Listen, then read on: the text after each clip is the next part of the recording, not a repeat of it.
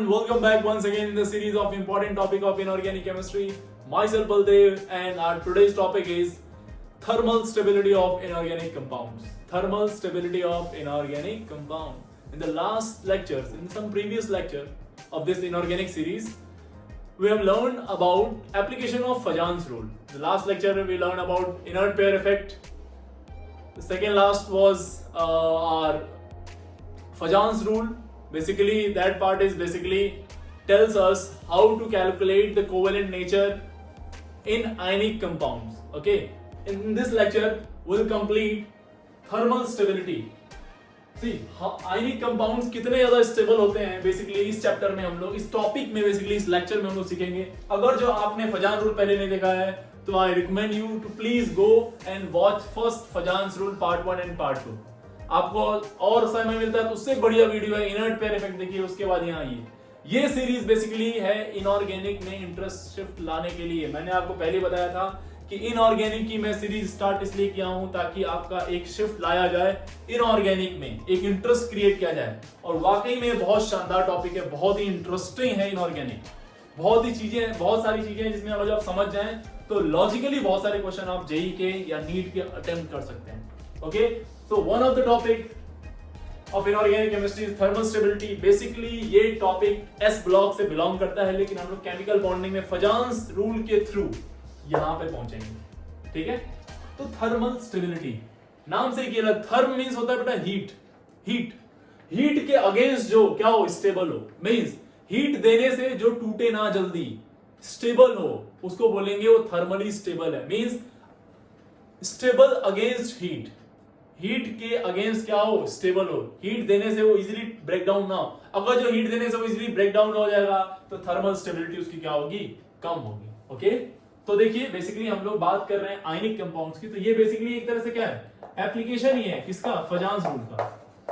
Application of फजान्स rule है ना.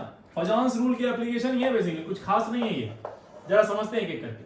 ठीक है, तो हम लोग आयनिक कंपाउंड को कैटेगराइज करते हैं. जरा आयनिक कंपाउंड को हम लोग दो पार्ट में क्लासिफाई करेंगे और दोनों पार्ट के बारे में सीखते हैं एक एक करके. पहला आयनिक कंपाउंड, ऐसा आयनिक कंपाउंड की बात करेंगे, ऐसे आयनिक कंपाउंड के थर्मल स्टेबिलिटी की बात करेंगे जिसमें पॉली एटॉमिक एनायंस हो. पॉली एटॉमिक एनायंस हो मींस थर्मल स्टेबिलिटी. टीएस का मतलब thermal stability. Okay, thermal stability of ionic compound having polyatomic anions,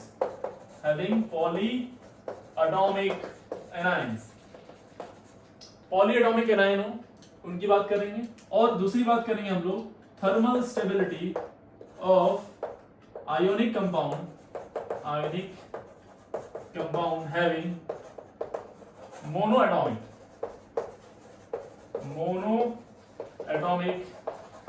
anion.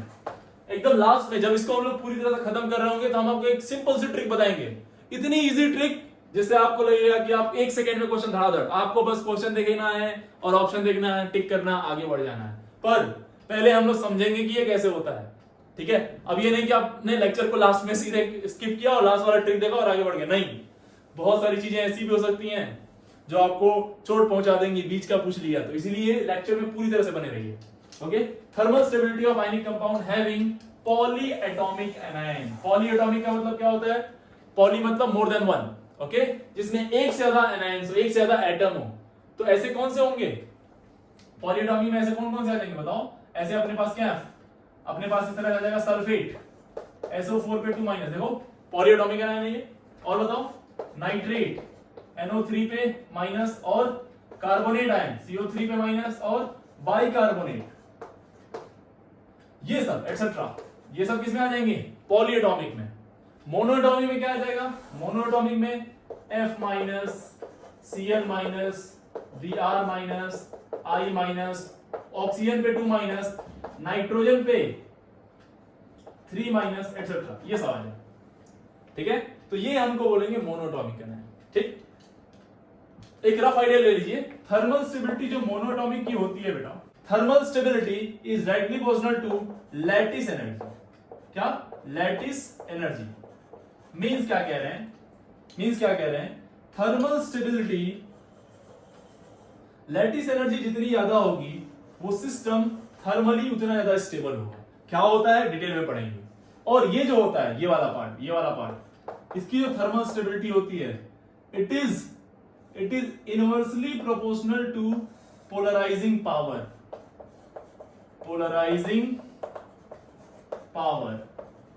Polarising power यानी कि ये फाई, पोलराइजिंग पावर किसका, कैटायन का, पोलराइजिंग पावर ऑफ कैटायन, ये होता है बेसिकली। तो देखो दोनों का चेक करने का क्राइटेरिया अलग अलग है। पॉलीएटॉमिक वाले को हम लोग पोलराइजिंग पावर से चेक करेंगे, पोलराइजिंग पावर जितना ज्यादा होगा उतना कम थर्मल स्टेबल। और मोनोएटॉमिक हुआ तो उसको हम लोग चेक करेंगे लैटिस एनर्जी से, और लैटिस एनर्जी जितनी ज्यादा होगी सिस्टम थर्मली उतना ज्यादा स्टेबल होगा। कैसे होगा चलिए अब एक करके इसको समझते हैं अच्छे से। ठीक है, पहला हमारा टॉपिक होगा पॉलीएटॉमिक एनायन वाला। पॉलीएटॉमिक में पहला कौन सा है अपना, ionic thermal stability of ionic compound having polyatomic what anion. समझिए इसको बहुत ध्यान से समझिएगा, बस एक समझना आपको फटाफट क्या समझेंगे, बस एक समझिए अच्छे से। देखो पॉलीएटॉमिक में हमने कार्बोनेट का एग्जांपल लिया। लेट्स से अपने पास है MCO3, आपको अच्छे से मालूम है M पे मान लो N+ है और CO3 पे, तो कार्बोनेट पे 2 ही माइनस होता है। तो इसका अगर जो आपको बनाना हो आयनिक कंपाउंड तो क्या करते हैं, इसका चार्ज इसके नीचे बढ़ा देते हैं, इसका चार्ज इसके नीचे, तो क्या आ जाएगा M2CO3 पे होल N, ये आएगा बेसिकली, है ना, ये है आयनिक कंपाउंड। ठीक, तो देखो जब ये आयनिक फॉर्म में होंगे, आयंस के फॉर्म में, तो क्या हम इसको ऐसे लिख सकते हैं M पे N+ और CO3 पे 2 माइनस, तो CO क्या ऐसे लिख सकता हूं, C डबल बॉन्ड O पे माइनस और यहां पे भी O पे माइनस। ठीक है, ऐसे क्या ऐसा लिख सकते हैं हम लोग, आया ना, क्लियर है ना। अब जरा देखना इस पर्टिकुलर एनायन के बीच और इस कैटायन के बीच में कौन सा बॉन्ड होगा, आयनिक बॉन्ड, कंफर्म है। फजान रूल कहता है कि ये कैटायन इसके इलेक्ट्रॉन क्लाउड को अपनी तरफ क्या करेगा, खींचेगा, अपनी तरफ क्या खींचेगा, पोलराइज करेगा, ये इसको इलेक्ट्रॉन को अपनी तरफ क्या करेगा, इस एनायनिक वाले पार्ट के इलेक्ट्रॉन को अपनी तरफ खींचेगा। जब ये कैटायन इसके इलेक्ट्रॉन को अपनी तरफ खींचेगा तो इस ऑक्सीजन पे क्या आएगा, इलेक्ट्रॉन की कमी। ध्यान से सुनो, बहुत इंपॉर्टेंट इंटरेस्टिंग है। ये जब इलेक्ट्रॉन खींच के अपनी तरफ लाएगा तो यहां पे इलेक्ट्रॉन की कमी होगी, तो यहां डेल पॉजिटिव चार्ज क्रिएट होगा, है ना। यहां जब ये क्रिएट होगा, इसके इलेक्ट्रॉन को ये पोलराइज करेगा, तो यहां पे इलेक्ट्रॉन की जब कमी आएगी तो ये क्या करेगा, इलेक्ट्रॉन खींचेगा। कौन सा वाला इलेक्ट्रॉन, तो यहां से कार्बन की इलेक्ट्रॉनिटी कम, तो ये वाला इलेक्ट्रॉन अपनी तरफ खींचेगा, ये अपनी तरफ खींचेगा इलेक्ट्रॉन। जब ये इलेक्ट्रॉन अपनी तरफ खींचेगा तो ये बॉन्ड धीरे धीरे क्या हो जाएगा, वीक। ये बॉन्ड क्या होगा, वीक होना शुरू हो जाएगा। और जैसे ही बॉन्ड ये वीक होगा और आपने इसको हीट किया, ये दिस सिंबल ऑफ हीट, जैसे आप इसको हीट करेंगे ऑक्सीजन को ये M लेके निकल लेगा और यहां से CO साइड में निकल जाएगा, तो बचेगा क्या, यहां से बचेगा M2O प्लस M2O और N पॉजिटिव चार्ज है तो यहां पे N आ जाएगा। खैर ठीक है, अगर यहां पे 2 पॉजिटिव चार्ज क्या रहता तो क्या होता, MO रहता, 1 पॉजिटिव चार्ज रहता तो M2O रहता। वो तो देख लेंगे आप, चार्ज बैलेंस तो कर ही लेंगे, इतना तो समझदार हैं आप। MO मेटल ऑक्साइड निकल गया और यहां से CO2 गैस निकल गई, CO2 गैस निकल गई और ये क्या बन गया, मेटल ऑक्साइड। खैर हमारा ये कंसर्न नहीं है अभी, नेक्स्ट क्लास में जब हम लोग इसका अगला वाला जो लेक्चर होने वाला है वो होने वाला है हीटिंग इफेक्ट। जब किसी आयनिक कंपाउंड को हीट करते हैं तो क्या निकलता है, that is very interesting topic, पर यहां पे फिलहाल हम उस पे नहीं जा रहे हैं। लेकिन हमने जब इसको हीट किया तो ये मेटल ऑक्साइड बना और CO2 गैस निकली। ठीक है, हमारा टॉपिक यहां तक नहीं है, हमारा टॉपिक बस यहां पे है। सी देखो, बहुत ध्यान समझो, अगर जो ये कैटायन है ना, पोलराइजिंग पावर ऑफ कैटायन यानी कि ये फाई, अगर जो ज्यादा हुआ, अगर जो ये ज्यादा इसको पोलराइज किया तो ये बॉन्ड उतना ही क्या होगा, वीक।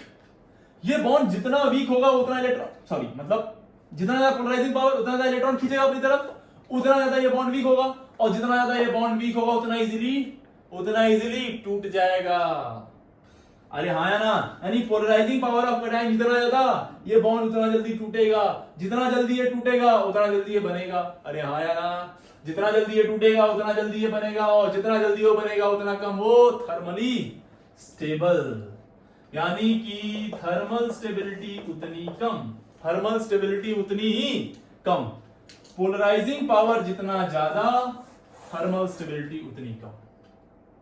कैटायन का पोलराइजिंग पावर जितना ज्यादा, थर्मल स्टेबिलिटी उतनी कम।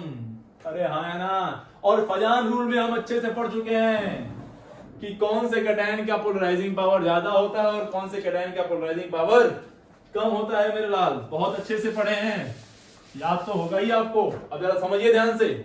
जनरली जनरली जनरली ध्यान से इस बात को सुनिए। जनरली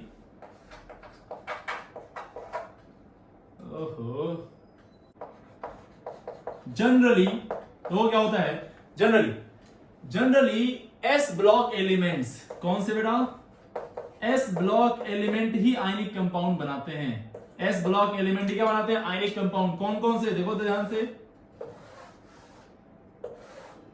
यहां पे कौन आता है, lithium Li+1, lithium, sodium, potassium, rubidium, caesium, सब +1 वाले। अरे हाँ, यहां पे है क्या, बेरिलियम 2+, मैग्नीशियम 2+, कैल्शियम, स्ट्रोंसियम, बेरियम, है ना, ये सब +2 वाले। ठीक है। अच्छा, ऊपर से नीचे क्या हो रही है, साइज, ऊपर से नीचे साइज क्या हो रही है, साइज इंक्रीज हो रही है। और साइज इंक्रीज होता है, चार्ज सेम है, तो पोलराइजिंग पावर क्या होता है, polarising power PP, polarising power क्या होता है, डिक्रीज होता है। और अगर जो पोलराइजिंग पावर डिक्रीज होगा, देखो पोलराइजिंग पावर जितना ज्यादा, थर्मल स्टेबिलिटी उतनी कम। उल्टा बोलो, पोलराइजिंग पावर जितना कम, थर्मल स्टेबिलिटी उतनी ज्यादा। तो देखो पोलराइजिंग पावर क्या हो रहा है, कम हो रहा है ना, तो थर्मल स्टेबिलिटी क्या होगी मेरे लाल, थर्मल स्टेबिलिटी इंक्रीज हो जाएगी। अरे हाँ या ना, थर्मल स्टेबिलिटी क्या होगी, बढ़ेगी। एक लाइन में आंसर, सबका फिनिश। पूरे एस ब्लॉक के जितने पॉलीएटॉमिक होंगे, टॉप टू बॉटम, सबकी थर्मल स्टेबिलिटी बढ़ेगी। क्यों, क्योंकि उसका पोलराइजिंग पावर कम होगा, और उसका पोलराइजिंग पावर कम है, पोलराइजिंग पावर कम हो रहा है टॉप टू बॉटम, तो ये क्या होगा, पोलराइजेशन कम होगा। पोलराइजेशन कम होगा तो ये इलेक्ट्रॉन कम खींचेगा, इलेक्ट्रॉन कम खींचेगा तो ये बॉन्ड स्ट्रॉन्ग होगा, तो आसानी से नहीं टूटेगा। मींस ज्यादा एनर्जी देनी पड़ेगी। तोड़ तो हम सकते हैं, तोड़ तो हम किसी को भी सकते हैं, है ना, लेकिन एनर्जी ज्यादा देनी पड़ेगी। अरे हाँ ना, क्लियर हो गई ना बात। चलिए फटाफट कुछ क्वेश्चन कर लेते हैं। एक एक बात को नोट करना है फटाफट। चलिए इसको नोट कर लीजिएगा, यहां तक नोट कर लीजिए। चलो अब मैं थर्मल स्टेबिलिटी का ऑर्डर बताना है फटाफट आपको। थर्मल स्टेबिलिटी का ऑर्डर बताना है, Li2CO3, ठीक है, एक सेकेंड, हाँ, Na2CO3, K2CO3, Rb2CO3, CS2CO3। बता दो जरा ऑर्डर क्या है। ऑर्डर ऊपर से नीचे ना, देखो ऊपर से नीचे क्या हो रहा है, ऊपर से नीचे कैटायन की साइज बढ़ रही है, चार्ज सेम है, कैटायन की साइज बढ़ रही है, और साइज बढ़ती है तो पोलराइजिंग पावर कम होता है। और पोलराइजिंग पावर देखो, अगर जो आपने फजान रूल का पहला लेक्चर नहीं पढ़ा है तो वहां जाइए, पहले उसको पढ़िए और देखिए कैसे कम हो रहा है साइज। बहुत बड़ा छोटा सा लेक्चर है, पढ़ लो उसको पहले। तो क्या आ जाएगा ऑर्डर, ये, अरे बोलो भी कुछ, हाँ या ना, ये होगा ना। दूसरा देखो फटाफट, सेकंड क्वेश्चन देखिए फटाफट। इसी में क्या करूंगा, इसी में कार्बोनेट वाला ही था ना, ये दोनों कार्बन बेरिलियम वाला है, इसमें +2 है, कार्बोनेट पे -2, क्या हो जाएगा, BeCO3 और MgCO3, CaCO3, calcium carbonate, SrCO3, BaCO3। बता दो क्या आ जाएगा ऑर्डर यार। अगेन साइज बड़ा हो रहा है, साइज बड़ा होगा तो सब पे चार्ज क्या है, +2। ये किसका ऑर्डर बता रहे हैं हम लोग, थर्मल स्टेबिलिटी ऑर्डर। अगला क्वेश्चन देखिए, लिथियम के साथ LiNO3, नाइट्रेट का देख लेते हैं, NaNO3, KNO3, है ना, RbNO3, क्योंकि नाइट्रेट पे कितना चार्ज होता है, -1, CsNO3। ठीक है, चलो नेक्स्ट देखो, नेक्स्ट फटाफट क्या आ जाएगा। B बेरिलियम पे +2 होता है, नाइट्रेट पे तो -1 ही होता है, तो क्या लेना पड़ेगा, 2 नेगेटिव लेना पड़ेगा। MgNO3 का होल्ड टू S, CaNO3 का होल्ड टू S। अरे बोलोगे यार यही तो होगा, और आगे बोलिए SrNO3 का होल्ड टू S और BaNO3 होल्ड टू S। क्या आ जाएगा, दिक्कत वाली बात तो है नहीं कोई, सबका क्या होगा, खटाखट। देखो एक लाइन में आंसर, एक लाइन में आंसर, बिल्कुल ज्यादा टेंशन लेने वाली बात नहीं है, खटाक से आंसर आ गया। देखो धड़ से आंसर, बहुत परेशान होने की जरूरत नहीं है आपको। अगला फिफ्थ, यही ले लिया हमने नाइट्रेट बाइकार्बोनेट ले ऐसे, बाइकार्बोनेट Li। बाइकार्बोनेट क्या होता है बेटा, H2CO3 में से अगर जो आप एक H+ निकाल दें क्या बनेगा, HCO3 पे माइनस, और इसका नाम होता है बाइकार्बोनेट। इसको बोलते हैं बाइकार्बोनेट आयन। ये भी पॉलीएटॉमिक है, कई सारे एटम्स हैं ना इसमें, पॉलीएटॉमिक। तो इस पे चार्ज कितना है, -1। फर्स्ट ए में क्या होता है, +1 ही चार्ज होता है, तो +1 -1 एक एक एटम की जरूरत पड़ेगी। NiHCO3 है ना, NaHCO3, बोलो KHCO3, और बोलो RbHCO3 और CSHCO3। ऑर्डर क्या आ जाएगा, सबका ऑर्डर, आंख बंद करके, टेंशन नहीं लेने का, एक लाइन में आंसर सभी का, फटाफट देख लो। चलो अगला बता दो, बेरिलियम HCO3 का ले लेंगे, होल्ड टू S। अरे हाँ है ना, और बोलो मैग्नीशियम HCO3 का होल्ड टू S, और आगे बोलो फटाफट क्या ले लें यार, मैग्नीशियम का कैल्शियम, स्ट्रोंशियम, बेरियम BaHCO3 का होल्ड है। और सबका ऑर्डर क्या, क्यों, क्योंकि साइज क्या हो रही है, कैटायन की बढ़ रही है, और साइज बढ़ रही है तो पोलराइजिंग पावर क्या हो रहा है, पोलराइजिंग पावर क्या हो रहा है बताओ, पोलराइजिंग पावर घट रहा है, और पोलराइजिंग पावर घटेगा तो थर्मल स्टेबिलिटी बढ़ेगी। सिंपल सी बात, क्या, पोलराइजिंग पावर बढ़ेगा तो थर्मल स्टेबिलिटी घटेगी। क्या, पोलराइजिंग पावर बढ़ेगा तो थर्मल स्टेबिलिटी घटेगी। रट लो इसको, बिठा लो दिमाग में अपने। चलो लिथियम सल्फेट के साथ लेते हैं। सल्फेट क्या होता है मेरे लाल, SO4 पे 2 - 2 नेगेटिव, इस पे एक पॉजिटिव होता है, ये 2 लेना पड़ेगा। LiSO4, बोलो Na2SO4, K2SO4, Rb2SO4, और बोलो CS2SO4, CS2SO4 आया ना।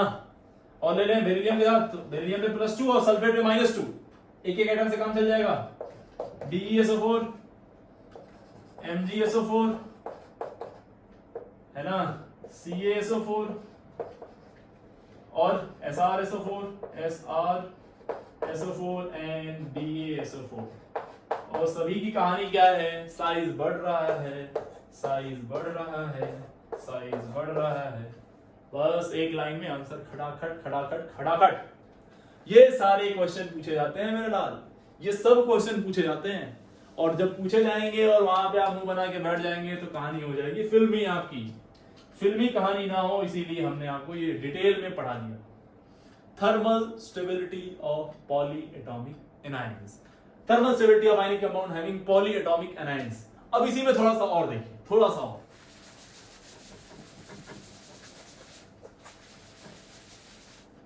तीन तरह के आयन और मिलते हैं इसी में पॉलीएटॉमिक में। हम लोग देखो ये एक केस 2 आएगा, अभी तो ये वाले आयन थे, एक केस 2 में हम लोग ये वाला आयन लेते हैं। O2 पे माइनस, O2 पे 2 OH पे माइनस, और एक O3 पे माइनस। ध्यान से देखो, ध्यान से। तो ये सारे यहां से लेके यहां तक, ये वाले डाई एनायन, और ये अकेला है ट्राई एटॉमिक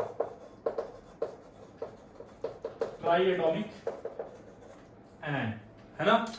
ये वाला पार्ट, ये वाला पार्ट, इसका देखो O2 पे अगर जो माइनस है इसको बोलते हैं सुपर ऑक्साइड। बहुत शानदार टॉपिक। O2 पे 2 - is called as peroxide. Peroxide, बहुत ही शानदार। और ये तो हाइड्रोक्साइड आपको अच्छे से मालूम है, हाइड्रोक्साइड। और ये है ozonide, ozonide, call it ozonide. ये जो होता है it is paramagnetic, this is diamagnetic. और ये जो कंपाउंड बनाता है ना, basically super oxide coloured compound बनाते हैं, कलर्ड कंपाउंड, कलर्ड कंपाउंड बनाते हैं। और इसका रीजन क्या होता है, वो होता है होमोल्यूमो ट्रांजिशन, होमोल्यूमो ट्रांजिशन। क्या होता है, अगर जो आपको जानना है कमेंट बॉक्स में मुझे बताइए, मैं इस पे भी एक वीडियो बनाऊंगा। एमओटी, एमओटी, एमओटी नहीं, एमओटी, मोटी को नहीं बोल रहे आप, MOT, it's molecular orbital theory. उसमें हम लोग पढ़ेंगे होमोल्यूमो ट्रांजिशन क्या होता है। बहुत ही इंटरेस्टिंग टॉपिक है ये भी, खैर हमारा टॉपिक वो नहीं है फिलहाल। तो ये सब भी हम लोग कंसीडर कर लेंगे, इनको भी एक पॉलीएटॉमिक जैसा ही लेंगे, पॉलीएटॉमिक वाले जैसा ही लेंगे। और पॉलीएटॉमिक वाले जैसा लेंगे तो इसका भी ऑर्डर क्या आ जाएगा, इसका भी ऑर्डर क्या आ जाएगा, बता दो फटाफट। क्लियर है ना? अब क्वेश्चन करते हैं एक करके। मान लीजिए आपने ले लिया ये वाला Li2O2, Na2O2, K2O2, Rb2O2, CS2O2, ठीक है। दूसरा ले लिया आपने क्या, बोलो, BeO2, BeO, हाँ BeO2, ठीक है। बेरिलियम पे +2 तो O2, इसको तोड़ेंगे तो कैसे आएगा, इसको तोड़ेंगे अगर जाओ तो बेरिलियम पे +2 और O2 पे 2- आएगा, पेरोक्साइड। ये पेरोक्साइड वाला है, यहां पे बोलो। अच्छा, हम अभी इस पे नहीं आ रहे कौन सा एग्जिस्ट करता है कौन सा एग्जिस्ट नहीं करता, ठीक है ना। अगर जो क्वेश्चन आएगा तो हम मान के चलेंगे कि एग्जामिनर का ये हेडेक है, वो सोचे कि कौन सा एग्जिस्ट कर रहा है कौन। अगर जो हमसे उसने ऑर्डर पूछा है तो हम बस ऑर्डर की चिंता करेंगे, ठीक है। कौन सा एग्जिस्ट कर रहा है कौन सा एग्जिस्ट नहीं कर रहा है उसके लिए हम अलग से डील करेंगे बाद में, ठीक है। CaO2, CaO2, SrO2 और DaO2। अगर जिसमें देख लो तो क्या है ऑर्डर, अरे बता दो यार। सेम साइज बढ़ रहा है तो पोलराइजिंग पावर घटेगा, और पोलराइजिंग पावर घटेगा तो, पोलराइजिंग पावर घटेगा तो क्या हो जाएगा बताना यार। पोलराइजिंग पावर घटेगा तो थर्मल स्टेबिलिटी बढ़ेगी, थर्मल स्टेबिलिटी बढ़ेगी। तीसरा क्वेश्चन देखो इसी का, नेक्स्ट क्वेश्चन इसी का। नेक्स्ट देखो, ये कौन सा था, ये कौन सा था, पेरोक्साइड, लिख लेना यहीं पे, दिस वाज पेरोक्साइड। अब super oxide, super oxide, super oxide में क्या होगा, और मैंने K2 लिख दिया, इसका मतलब क्या है कि K पे प्लस है और O2 पे माइनस है ना। KO2, RbO2, CSO2, इससे पहले भी लिख सकते थे लेकिन चलो यहीं से लिख दिया। आपको मालूम हो तो ये वाला येलो सॉलिड होता है, this is yellow solid, KO2 is yellow solid, याद रखना इसको। और अगेन इसका रीजन क्या होगा, होमोल्यूमो ट्रांजिशन, होमोल्यूमो ट्रांजिशन की वजह से ये क्या होता है, येलो कलर का। चलिए बता दीजिए, +1 +1 +1, साइज बढ़ रहा है तो थर्मल स्टेबिलिटी भी बढ़ेगा। हाँ, साइज बढ़ रहा है थर्मल स्टेबिलिटी भी बढ़ेगा, यानी पोलराइजिंग पावर घट रहा है, ठीक है। अगला क्वेश्चन, अगला क्वेश्चन इसी में बता दो यार।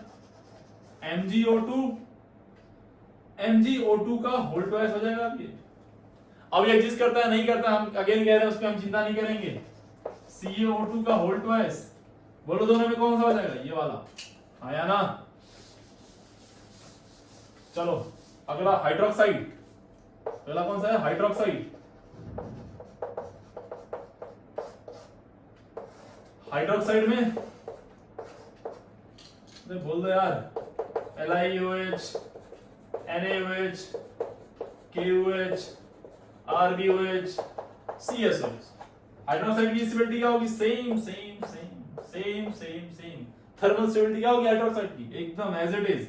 आगे बोलो यार, BeOH का होल ट्वाइस, MgOH का होल ट्वाइस है ना, COH का होल ट्वाइस, SrOH का होल ट्वाइस, क्या आ जाएगा? Same same same.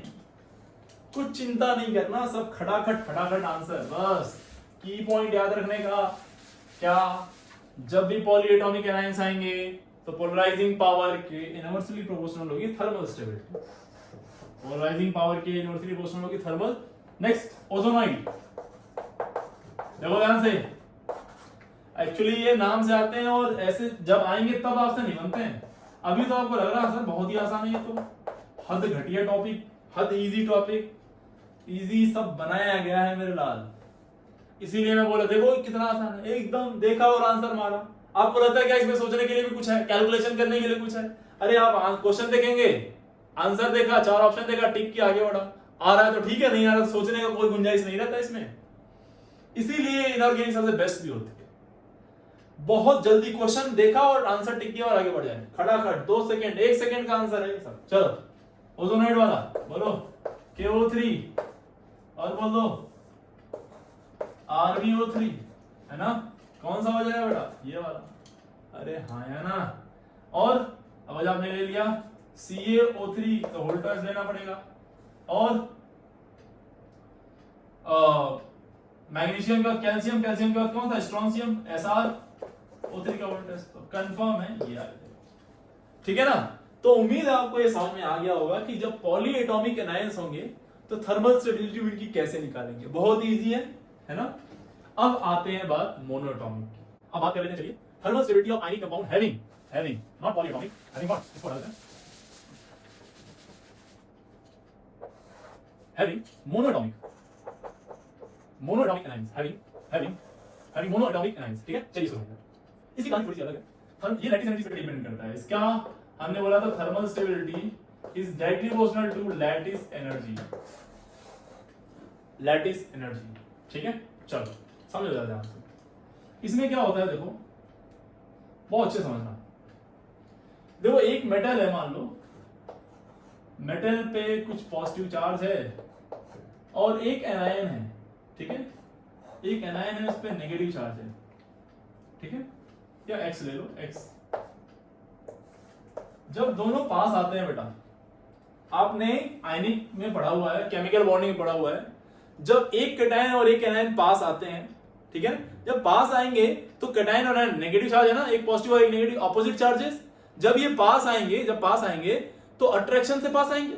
जब ये पास आएंगे तो सिस्टम स्टेबल होने लगेगा। सिस्टम स्टेबल होगा तो सिस्टम से कुछ एनर्जी निकलती है। सिस्टम जब स्टेबल होगा तो कुछ एनर्जी निकलेगी। उसी एनर्जी को हम लोग क्या बोलते थे? Lattice energy. ये जब mx बनेगा तो यहां पे कुछ एनर्जी निकलती है और इस एनर्जी का नाम क्या होता है? Lattice energy. क्या बोलते हैं इसको? Lattice energy. इसकी वैल्यू क्या होती है, कैसे निकालते हैं इसको? जब दो चार्ज पॉइंट होते हैं Q1 and Q2, let's say it is Q1 and this one is Q2, तो इसका होता है formula K Q1 Q2 by R। R में R cation plus R anion, radius of cation plus radius of anion हम लोग लेते हैं।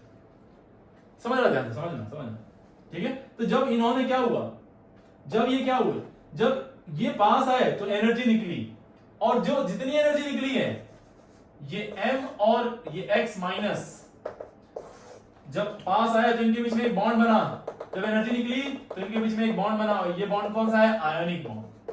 कौन सा बॉन्ड है बेटा? Ionic bond. ठीक है, बहुत ध्यान से, बस ये भी एकदम 1 सेकंड का ही है। आयनिक बॉन्ड ये बना, आयनिक बॉन्ड, ठीक है।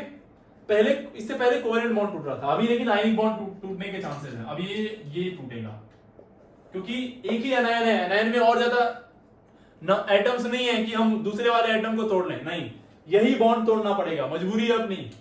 तो देखो जरा ध्यान से, जब ये पास आए दो एटम, जब पास आए तो कुछ एनर्जी निकल गई, जब पास आए तो एनर्जी निकली, वापिस से यही एनर्जी दे दो, वापिस से यही एनर्जी निकल दो तो वापिस से अलग हो जाएंगे। अरे हाँ या ना, वापिस से यही एनर्जी दो तो ये निकल जाएंगे, वापिस से सेम एनर्जी देंगे तो ये दोनों अलग हो जाएंगे। यानी वापिस से लैटिस एनर्जी इसको देते हैं हम, वापिस से इस mx को अगर हम लोग लैटिस एनर्जी देते हैं तो ये वापिस से m प्लस और x माइनस बन जाएगा। हाँ या ना, बोलो यार, हाँ या ना। ये एनर्जी वापिस से इसको देते हैं तो ये अलग हो जाएगा कि नहीं? अलग हो जाएगा, बिल्कुल। और अब बस बात इतनी सी है कि कितनी ज्यादा देनी पड़ेगी लैटिस एनर्जी। लैटिस एनर्जी जितनी ज्यादा देनी पड़ेगी वो थर्मली उतना स्टेबल रहा होगा।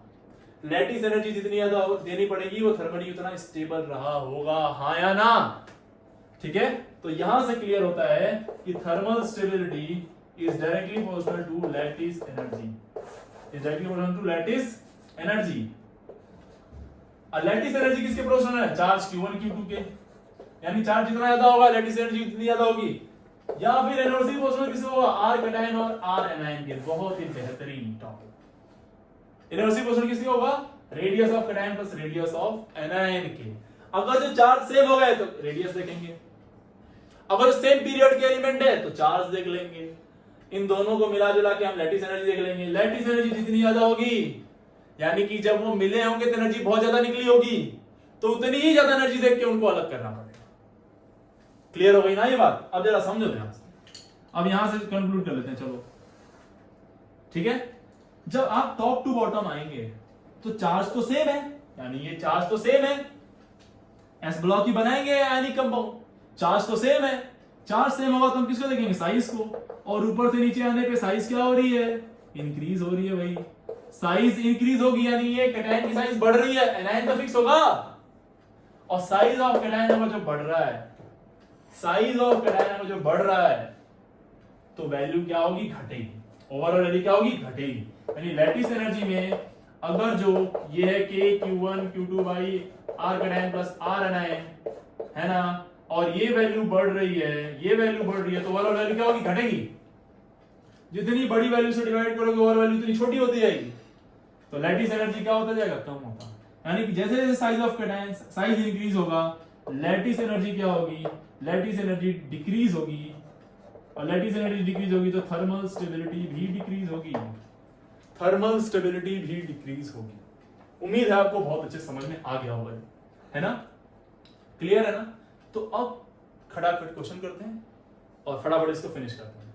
यानी कि यहां देखो ध्यान से, यहां देखो ध्यान से, ये क्या हो रहा है? डिक्रीज हो रहा है। लेकिन पॉलीएटॉमिक थे तो ये क्या हो रहा था? पॉलीएटॉमिक थे तो ये क्या हो रहा था? ये इंक्रीज हो रहा था। और यहां पे क्या हो रहा है? डिक्रीज, है ना? चलिए क्वेश्चन की प्रैक्टिस करते हैं, क्वेश्चन की फटाफट प्रैक्टिस करते हैं। चलो देखो देखो, सिंगल लेना हमें, ऑक्सीजन ले सकते हैं, नाइट्रोजन ले सकते हैं, फ्लोरीन ले सकते हैं, NAF है ना, NAF KF RBF CSF है ना। तो बताओ यार क्या हो रहा है? साइज बढ़ रहा है, साइज बढ़ रहा है तो लैटिस एनर्जी, साइज बढ़ रहा है ना, साइज बढ़ने से चार्ज तो सेम है, साइज बढ़ रहा है, साइज बढ़ेगा तो लैटिस एनर्जी घटेगी। लैटिस एनर्जी क्या हो रही है? डिक्रीज हो रही है। और लैटिस एनर्जी डिक्रीज होगी तो थर्मल स्टेबिलिटी भी डिक्रीज होगी भाई। और थर्मल स्टेबिलिटी डिक्रीज होगी तो सबसे ज्यादा किसकी? इसकी। सबसे ज्यादा थर्मल स्टेबल ये। हाँ या ना? अरे हाँ या ना? चलो नेक्स्ट देखो, नेक्स्ट नेक्स्ट नेक्स्ट फटाफट फटाफट। दूसरा देख लेते हैं हम लोग। ऐसे देखें तो BeF2 है ना, NaF2 KF2 sorry MgF2 CaF2 SrF2 and BaF2। बताओ क्या हो जाएगा? अगेन क्यों? क्योंकि साइज ऑफ कैटायन बढ़ रहा है। साइज ऑफ कैटायन क्या हो रहा है? बढ़ रहा है। अगला देखो जरा, ये तो हाइड्रोजन खाता है, ऑक्सीजन खाते हैं तो क्या बोलेंगे? Li2O। देखो अकेला ऑक्सीजन है ये, सुपर ऑक्साइड या फिर सुपर ऑक्साइड या फिर परऑक्साइड नहीं है, ना ही ओजोनाइड है, सिंगल ऑक्सीजन। तो O पे 2 माइनस, ये ऑक्साइड है, ये फ्लोराइड था, ये ऑक्साइड, ऑक्सीजन पे 2 माइनस, F पे माइनस। बोलो यहां पे हो जाएगा Na2O K2O RB2O N CS2। बता दो यार साइज क्या हो रही है कैटायन की? बढ़ रही है ना, तो लैटिस एनर्जी घटेगा, लैटिस एनर्जी घटेगा। खटाखट आंसर। चलो अगला बोल दो यार। BeO NgO CaO है ना, SrO एंड DaO। क्या हो जाएगा यार? क्या सोचना है? क्या अभी सोचना है क्या कुछ इसमें? अभी भी सोचना है तो यार बहुत गलत बात, फिर तो यार कुछ नहीं हो सकता आपका, बहुत ही गलत बात है। चलो आगे देखो, पांचवा क्वेश्चन, देखने का और उड़ाने का। खटाखट। चलो नाइट्रेट का देख लेंगे। नाइट्रेट का Li3N, नाइट्रोजन कितना ज्यादा होता है? N पे 3 माइनस हो जाएगा ना, तो और लिथियम पे होता है +1, तो 3 लिथियम चाहिए होगा इसको बैलेंस करने के लिए। Na3n बोल दो यार, K3n, Rb3n, CS3n, है ना। और देख लो LiCl, NaCl, KCl, RbCl, CSCl, है ना। तो ये बहुत ही आसान है, बहुत ही आसान हो गया ये। तो इतना सोचा नहीं होगा आपने, है इतना इजी नहीं सोचा होगा। Li2 सॉरी बेरिलियम क्या देते हैं, Be3N2, चार्ज बैलेंस कर लो। बेरिलियम में +2, 2 और 3 6, इसमें नाइट्रोजन में 3 माइनस, तो 3n × 2 6, ठीक है। Mg3N2, Ca3N2। बता दो यार, साइज बढ़ रही है तो घटेगा, साइज बढ़ रहा है तो घटेगा, साइज बढ़ रहा है तो घटेगा। सोचने का नहीं, कुछ सोचने का नहीं, खड़ाखड़ आंसर निकालने का। ओके चलो भाई, ये हो गया आपका टॉपिक खत्म। और अब समय है एक सुपर ट्रिक जानने की, जिससे कि ये सब भी ना करना पड़े, ये सब सोचना ही ना पड़े। आपको चाहिए ना कि 1 सेकंड में, सर ये भी मान लो भूल जाते हैं, ये भी मान लो भूल जाते हैं एग्जाम में, तो क्या करेंगे, क्या क्वेश्चन छोड़ के आ जाएंगे? ये भूल गए तो क्या क्वेश्चन छोड़ के आ जाएंगे? अबे नहीं, तभी करना है अपन को क्वेश्चन। देखो कैसे करेंगे, कुछ नहीं करने का। देखो फटाफट एक लाइन में आंसर कैसे आएगा। अगर जो मान लो पॉली एटॉमिक वाला है, पॉली एटॉमिक वाला एनायन है, और एक बार क्या आ गया, mono atomic anion. Super trick, सोचने का ही नहीं कुछ इसमें। किसके बारे में बात चल रही है? थर्मल स्टेबिलिटी के बारे में भाई। किसके बारे में बात चल रही है? Thermal stability. अब जरा समझो, पॉली मतलब ज्यादा, पॉली मतलब क्या होता है? ज्यादा, ज्यादा आयन होंगे ना यार, ज्यादा एटम। पॉली मतलब ज्यादा, पॉली मतलब ज्यादा, तो ज्यादा का मतलब क्या? ये ज्यादा वाला साइन लगा दो। अबे ज्यादा, जा जा जा जा रहा ना, ज्यादा जा, नहीं समझ में?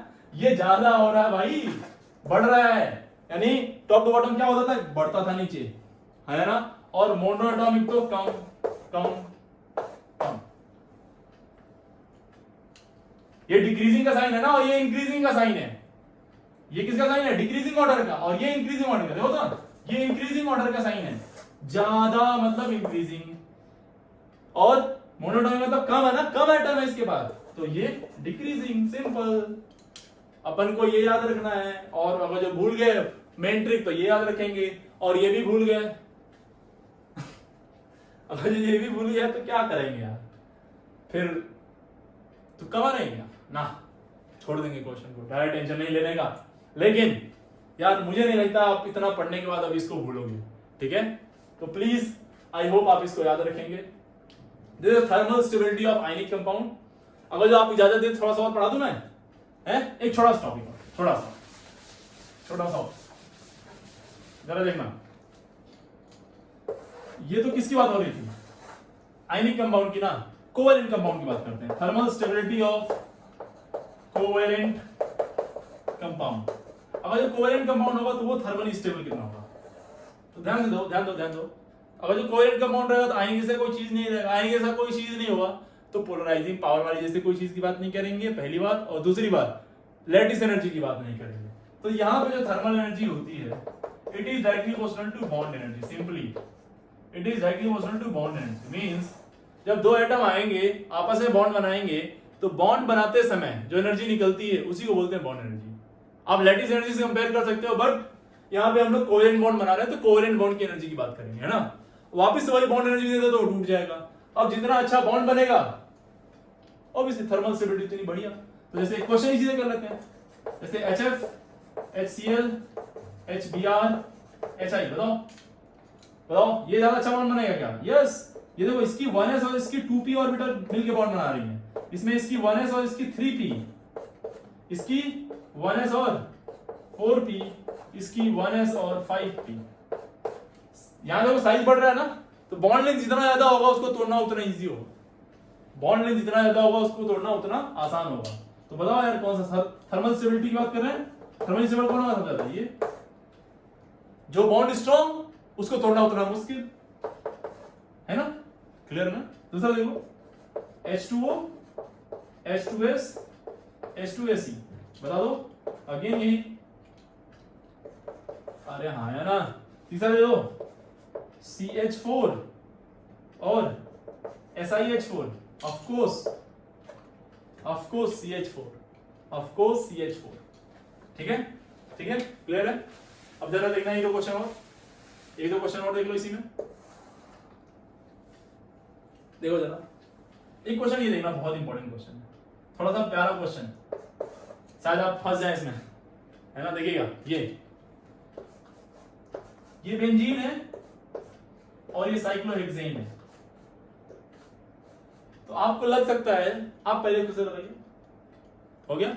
आपको लगेगा कि सर मल्टीपल बॉन्ड में तो ज्यादा होगा, मेरे लाल नहीं, ज्यादा नहीं होगा। और आप ध्यान से देखें, ये कार्बन 3 बॉन्ड बना चुका है, एक और बनाएगा, ये भी एक बनाएगा, ये भी एक, ये भी एक, ये भी एक, ये भी, लेकिन इस कार्बन ने 2 ही बॉन्ड बनाया था, ये 2 बॉन्ड और बनाएगा, और 2 बॉन्ड बनाएगा, तो ये कई सारे बॉन्ड बना लिए। नंबर ऑफ बॉन्ड इसमें गिनेंगे आप तो ज्यादा मिलेगा, और सारे के सारे सिग्मा, और सिग्मा ज्यादा होते हैं तो स्टेबिलिटी भी उसकी ज्यादा, थर्मल स्टेबिलिटी भी उसकी ज्यादा, उसको तोड़ने में ज्यादा एनर्जी देनी पड़ जाएगी।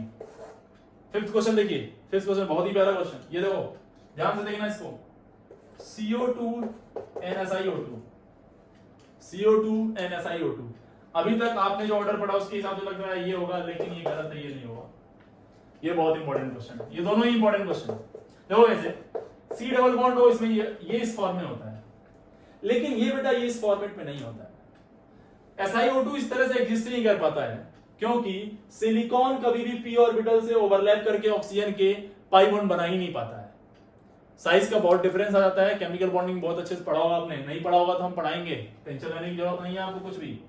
ये बेसिकली बनाता है पॉलीमर टाइप, टेट्राहेड्रली जुड़ा होता है सबसे, इस तरह से सिलिकेट के फॉर्म में जुड़ा होता है। और जब ऐसा जुड़ा होगा तो सारों के सारे कौन से बॉन्ड आएंगे? Sigma bond.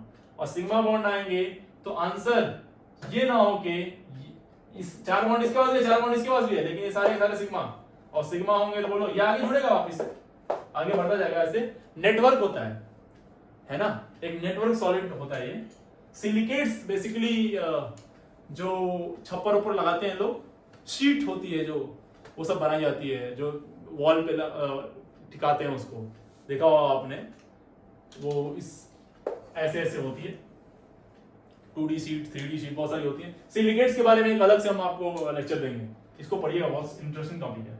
तो ये यहाँ आ रहा है कि क्या हो जाएगा, ये हो जाएगा, तो आंसर थोड़ा सा इंटरेस्टिंग हो जाता है, अमेजिंग आंसर हो जाता है यहाँ पे, है ना। जो आप सोचते हैं वो नहीं हो कि कुछ और हो जाता है। थोड़ा सा एक क्वेश्चन और देख लो, मान लो ऐसा है N2O2NF2, N2O2NF2। बहुत सारे होशियार बच्चे समझते हैं सर इसकी इलेक्ट्रोनेगेटिविटी ज्यादा है, साइज छोटी है तो यही होगा, लेकिन मेरे लाल नहीं होता है ऐसा। यहाँ पे 3 बॉन्ड होते हैं, यहाँ पे 2 बॉन्ड होते हैं, और यहाँ पे 1 बॉन्ड, ठीक है। तो 1 बॉन्ड होगा, 3 बॉन्ड ऑब्वियसली ज्यादा स्टेबल होता है, 3 बॉन्ड ऑब्वियसली ज्यादा स्टेबल होता है। और एक बहुत ही आपके लिए बेस्ट क्वेश्चन, फॉस्फोरस। फॉस्फोरस अपने कई सारे एलोट्रोपिक फॉर्म में होता है, ठीक है ना। फॉस्फोरस जो होता है ब्लैक होता है, रेड होता है और व्हाइट होता है। Black, red and white, BRW याद रखिएगा इसके, BRW black, red, white, BRW black, red, white, BRW black, red, white, BRW black, red, white. अबे समझ में आ गया, black, red, white, black, red, white. तो सबसे ज्यादा स्टेबल ब्लैक होता है, फिर रेड होता है, फिर व्हाइट होता है। इसको जब मैं पढ़ाऊंगा तो आगे बताऊंगा क्यों ऐसा होता है। व्हाइट फॉस्फोरस सबसे ज्यादा, सबसे कम स्टेबल होता है। ये इतना ज्यादा कम होता है कि अगर जो इसको हवा में ऐसे छोड़ दें आप तो खड़ाक से आग लग जाती है। गाँव में जो जादू सिखाने जाते हैं ना, सब बोलते हैं कि आपके घर में अगर जो भूत होगा तो मेरे हाथ में आग लग जाएगी, है ना। तो वो व्हाइट फॉस्फोरस रखे रहते हैं और बस झोले के अंदर हाथ डालते हैं, व्हाइट फॉस्फोरस निकालते हैं और ऐसे छोड़ते ही खड़ाक से आग लग जाती है और कहते हैं लो भूत जल गया आपके घर का, भूत जला दिया हमने। तो बेसिकली वो व्हाइट फॉस्फोरस तुरंत ऑक्सीडाइज हो जाता है, इतना ज्यादा ये अनस्टेबल होता है कि एयर के कांटेक्ट में आते ही ऑक्सीडाइज हो जाता है, ठीक है। तो ये बॉन्ड हो जाता है। तो this was all about thermal stability of ionic compounds and covalent compound. I hope आपको ये पूरी तरह समझ में आ गया होगा। कोई भी डाउट है इसमें लेके आपको प्लीज कमेंट में आप पूछ सकते हैं, आप पर्सनली भी कनेक्ट कर सकते हैं मेरे से, ठीक है। आज के लिए इतना रह देते हैं, नेक्स्ट क्लास में हम लोग इसको तोड़ के क्या कंपाउंड्स बनेगा, कैसे वो निकलेगा, वो बहुत इंटरेस्टिंग टॉपिक है वो भी, क्योंकि थोड़ा सा इससे और इंटरेस्टिंग चीजें आने वाली हैं उसमें, अलग अलग के लिए अलग अलग सीन बन जाएगा। यहाँ तो सब कुछ एक पैटर्न पे चला गया, ठीक है। आज के लिए इतना देते हैं, थैंक यू वेरी मच।